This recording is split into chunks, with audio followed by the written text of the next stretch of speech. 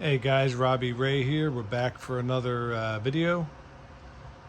This is my wife's little 02 Elantra. The only reason it looks so nice for its age is last winter I just literally redid the whole car. I did all the body work, new paint job and everything with that. If you guys ever want to try it, that Restoration Shops paint that you can find online, it was not real super expensive, and you can see it laid down pretty nice. Car used to be silver, by the way. Anyway, I don't want to get off topic on you guys. I just wanted to show you the model of the car. So she had a PO456 code, which is evap, very small leak. So I just wanted to point out one thing. I'll show you how to test it in a minute, but I was trying to debate on which aftermarket purge solenoid I wanted to use, and I just thought that this was funny. I actually chose, this is no endorsement by the way, AutoZone had a Duralast one in stock. Actually, no, I'll show you the number for the heck of it. AutoZone, because maybe you could find it online. AutoZone had that, and it's just funny that it's the same exact manufacturer. Let me see if I can get the focus here.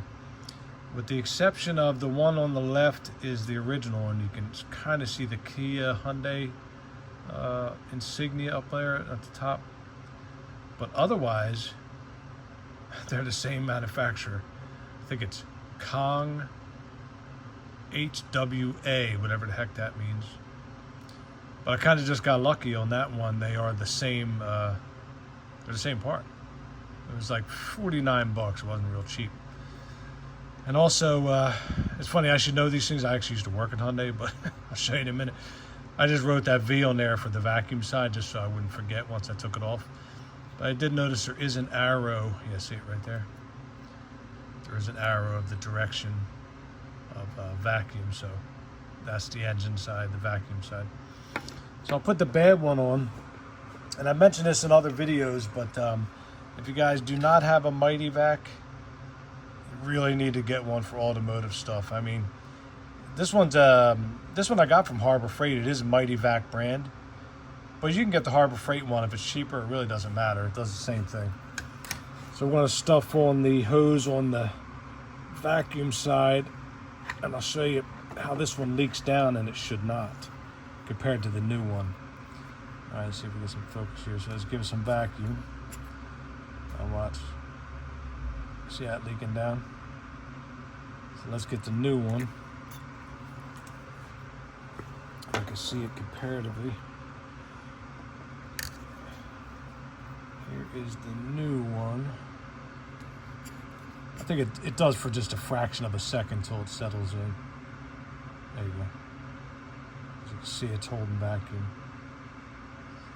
So, I have not confirmed this repair yet, but I can guarantee you from my experience that that's going to be what's wrong with it. So I wanted to also show you where it was, because it's a little, this piece is part of the car, so you just put your new one in there into that rubber housing. But I even forgot where it was myself, and that's one of the reasons I bought my wife this car. Oh, by the way, the reason I did all this work, this insane amount of work on a car this old, is because my wife loves this car. So just being a good husband there, you know what I mean? Nobody in their right mind would put 9 million hours into a car this old like I did. So I'm going to show you where it is, because I noticed a lot of people online asking where it was, because it is well hidden. So it is, let's see if we can get in here. It's going to make you a little bit dizzy, but it is down in here. Oh, by the way, just take the air box section off. It's real easy. Just a couple clips and the one clamp over there. It gives you all this room in the world down here. So it is, hang on. Let's get the camera going with us here. It is right, there's a 10mm bolt right there. Let's see if it'll focus for me. Come on, focus on the far away stuff. I think you can see it. There's an aluminum pedestal coming off the intake manifold. Hang on. There you go. You can kind of see it. So it's right there. The upper hose goes right into the manifold. And the lower hose, hang on, down here now, but there's the lower hose. So if I was going to have to smoke test it and all that, I was going to feed the smoke down into that hose, which I still might have to, but I don't think I'm going to. And don't be like me and for, I can't tell you how many years, this is so embarrassing, but I can't tell you for how many years I used to pull this metal clip out of this style plug where all you got to do is push it like this, man. Just push it like that. So I can't tell you how many of them I dropped on the ground thinking I had to pull it out and stuff, but you don't need to. You just push it and pull it right out. So that's the plug to it. But that's about it, guys. I'm going to keep this one short because I wasn't even going to make a video, but I do feel for the people that don't even know where to find it because it is kind of hidden back there. And also that I thought it was interesting that the Duralast part was exactly the same as the OEM, because I had heard, I don't know if proof of this, but I heard the Dorman ones, a lot of reviews, people were saying they had to replace them again in about a couple months. So this one was a little more. It was about, what do you say, about $7 more. So your call on that one, guys. Good luck with it. I'll catch you on the next video. Hey guys, we are back. Just a little extra observation on this evap problem, and also how overconfidence can really bite the best of us on the butt at times. So, you know, I had a PO456 code, a very small leak. So typically, a lot of times it is the purge valve. You know, I tested it, and I'm going to make a part 1 and part 2 video. So it did test bad. So luckily, I did not throw my money away on that. But my scanner is able to run a self-test on the system, and it still failed. So I started looking further, and I looked into the canister close valve. Now, this is back where the evap canister is, back by the gas tank. So for those of you who don't know how this typically works is when it runs a test, or actually even when it purges the canister of its gasoline vapors. You know, gasoline vapors are stored in the charcoal canister until the computer decides that it's a good time to close this valve and then open the purge valve up by the engine so that the engine's vacuum can suck in those gasoline vapors. So it tries to pick a time where, based on conditions, you know, throttle position, it doesn't want the engine to stumble and so forth. That's why it takes so long to sometimes get this monitor to set so you can go back through inspection. But anyway, so it failed the test, so it caused me to look further. And just so you know, you can go, if the code is a very small leak, it can be the tiniest pinhole in any of that 20 feet of tubing that leads from the engine bay all the way back to the charcoal canister in the back. But I'm just going to show you real quick how I tested this canister close valve so that you guys, you know, who or might be messing with this have this information. So I did an ohms test on the coil. So my meter's set to ohms, and it reads 24 ohms, and that's about something like you'd want to expect from a coil that size. And then I checked it with, I got this battery that I use, a little 12-volt benchtop battery. So let's go ahead and fire it up. I don't think it's polarity sensitive, by the way, but you'll just hear it right off the bat. Hear that? And I got a tube on the end, so this should be normally open until it's energized. So watch, I'm going to blow through it, then I'll make sure it seals.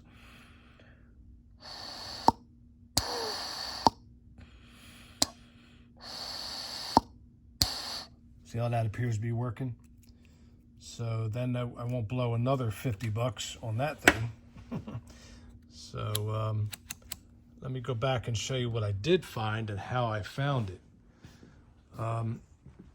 So now, oh, by the way, I have all the pieces to build one of these paint can smoke machines that everybody's been building online, which I think they're awesome because the store-bought ones are like 1,200 bucks. You know, I've worked at shops that have had them, but I don't have one. Plus, this is my home shop, so almost everything I'm doing is on skeleton tools here. So let's see if I can get the phone facing up here for you. Okay, because we are on the lift. There you go. So what I basically did was, instead I have this, it's sort of like a air pressure gauge that you might find on the end of a, you could put it in your paint gun, anything like that, where you want to create a real fine kind of adjustment. So let's see, I think I got you in there. So what I did was I put it on a very, hope you can hear that. Hopefully I think I have good camera. Just a very small amount of pressure because I don't want to hurt anything in the system. So this is the line. You know, right now I have the canister down. Let me see if I got that in the camera. Sort of, yeah. See the hose is hanging.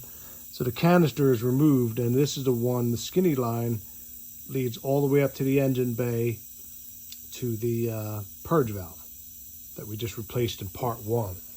So by me doing this, you know, you can use, I put a vacuum tester on it, by the way, at first, and it failed, but that doesn't help me find it. So I put this light amount of air pressure on here so then I can suds test it like so. Watch some sudsy soap, and you're going to see in a second. As soon as I find it again. There you go. Let's see if I didn't splash everything all over the phone right now. Now you can see them bubbles growing? Well, that's a leak right there. So, I'm going to go ahead and fix that. That, by the way, is the metal line. You can't tell right now, but that's kind of like the metal line that's covered in a little bit of sort of like factory applied heat shrink, or you know, like plastic coating, which is really a bad idea, by the way, because all it did was give it a place to rot out inside there. But I'm going to address that. I'm probably going to cut it back. Cut it back to solid metal and then just lengthen the piece of hose there, and hopefully that will do it. If it doesn't do it, maybe I'll make a part 3. But just so you guys know, let's see if you can see this. You know, like I said, when I talk about this line here, it goes up under the gas tank. Let me bring a light with me. And it comes, hang on, back down here. You see, I can't point at the same time, but you see that rubber line and all the other brake lines and everything else. But the one with the rubber line is the evap line. So it turns back into metal again, and it goes all the way down here. And I know these things rust out because I remember when I worked at a Hyundai dealer, we've had gas tanks down before and fixing the rusted ones up under the gas tank and everything. So just keep that in mind, because it can be anywhere in those lines. It can be your fuel tank is leaking at the seal where the fuel pump mounts, or anything like that. So, well, I mean, I'm sorry, not in that case. Not if you have the evap canister isolated like I have right now. Now we are just talking about just that line straight to the purge solenoid up in the engine bay. But just keep in mind, if you're chasing these evap codes, you know, of course, should have mentioned this earlier, but of course you want to check the gas cap. If you're doing it, if you're smoke testing it, or you're just doing your whole system in its closed state. I had a feeling that it wasn't going to be that simple because, first of all, I think I replaced that gas tap not that long ago. And I know it clicks and it appears to seal well, but others have said that make sure, you know, rule out the simple things first, and do not get overconfident, as some of us people that do this professionally tend to do. You know, I myself thought that was going to be a simple fix, throw the purge solenoid on there and I was going to be done, but of course it never works out that way, does it? All right, guys, if this doesn't do it, I will make a part 3. Check you later. Hey guys, I did not think that this repair was going to take a 3-part series here, but just goes to show you, you never know what you're going to dig into.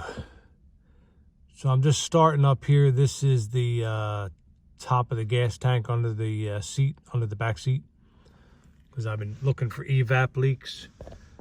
I found them in all kind of places in my life, but I had a little bit of pressure in the system, so I bubble tested the whole top seal of the gas tank, or where the fuel pump goes. So I'm just showing you that in case that could be your problem. It could be any number of problems, but the seat's a pain in the butt to take out, so I just kind of propped it up.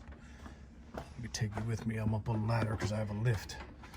But if you want to take the whole seat out, I'll show you. I hate doing these Hyundai seats or any of these newer seats, but there's bolts. Hang on. There's bolts way back here. They're like probably 12 millimeter. You got to push the foam down real hard to get to them, so it's a real pain in the butt. So I just kind of, I stretched mine up. Hang on. I stretched it up, put a couple blocks under it just to give me enough room to look at it. If I was going to do the fuel pump, I would take it out, but going up and down with the lift and up and down with the lift is a pain in the butt, and I'm sure you're not sympathetic because a lot of you probably don't even have a lift. But which, by the way, this is not a plug, but this lift I have here is from Greg Smith Equipment. They're in Maryland, or no, I think they're in Delaware. Might be Delaware, or I think they're in Delaware. But the lift I have here was $1,500 brand new. I know it's made in China, but I mean, they're not bad. Might want to check them out. But anyway, I was going crazy through this entire evap system, and then I finally stumbled on this. I'm going to show you. It's real obvious now because I messed with it. But this was just basically sitting there. You see that? Totally rotted off. Because they got this like, oh, I don't even know. It's like rubber coated metal line, and it just keeps rotting off in all these places. I'll show you. So when I investigated the other end of it, I got my light stuck in there. Hang on, guys. Bear with me here. I knew this was going to be tough to make this a good video without So I had this little air regulator set up again, so I could put just a very small amount of air in there, because you could blow other components out. I actually blew up a charcoal canister once. So here's the, let me show you that. There's the charcoal canister. I have it out, and when I worked at Hyundai, I had shop air, and I gave it just a little too much, and I blew it up. So just be careful, don't get crazy with it. Best to use, like I said, a little air regulator like this if you're going to do it. So when I came down here, let's see if I can find, like I said, it may not be relevant to your problem anyway. As like I said in the other videos, I mean, there's miles of this crap that you have to check out here. Let me get the light situated first. So I just looked at the other end of that because now I didn't trust the pipe. Hang on. You can sort of see it. And of course it looks easy now, but as soon as I moved it, see it right there? It just fell apart. So hopefully you can see that. That's the other end of that line. That's the vent line for when you get fuel. So I don't hate to be redundant, but yeah, right there, see that? But one of the reasons I want to stress this fact a little bit is, luckily for me, I have a Snap-on scanner that I got as a trade-in off the Snap-on guy, but it can force an evap test. So I kept making the test and failing and making the test. So I knew something was still wrong. For you guys, for you home mechanic guys, you're going to have to drive it until it performs an evap test, and it's going to be a real pain in the butt if you guys have to do it that way. This here is the, they call it the canister close valve. So when that canister's up in there, when it performs the test, what it does is this one's open to atmosphere. Well, it has a little filter, but it's open. So it closes this one, and then it opens the purge valve up at the intake manifold, and it draws a vacuum on the system. And then if you were looking on my scanner, you would see the numbers. It produces like inches of mercury, like a vacuum number. And I could see mine was bleeding down. It's supposed to hold for a certain amount of time. But just so you know, I'm going to show you how many components are involved in this nightmare if you guys are doing this laying on your back. But hang on. way back up in there. See, so I'm kind of under the car. You see the rear end? I just want to show you how many components are involved here. You can see back there. I think you can see. Yeah, let's see if it focuses.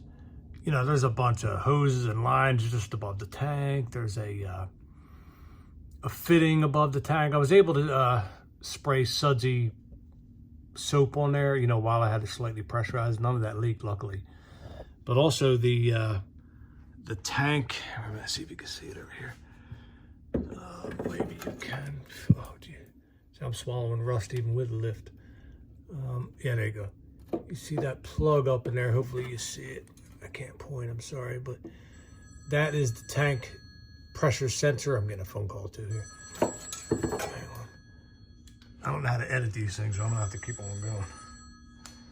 They're gonna have to keep on ringing because I wanted to mention, oh, you know, do not be stubborn like me. Hopefully you guys will go on YouTube, is why I love YouTube. I made a YouTube channel myself. Get one of these empty paint cans. There's tons of videos for how to make the smoke machine. And me, like a dumb butt, I've had the components for months now, and I'm like, I'll build it when first time I need the thing, right?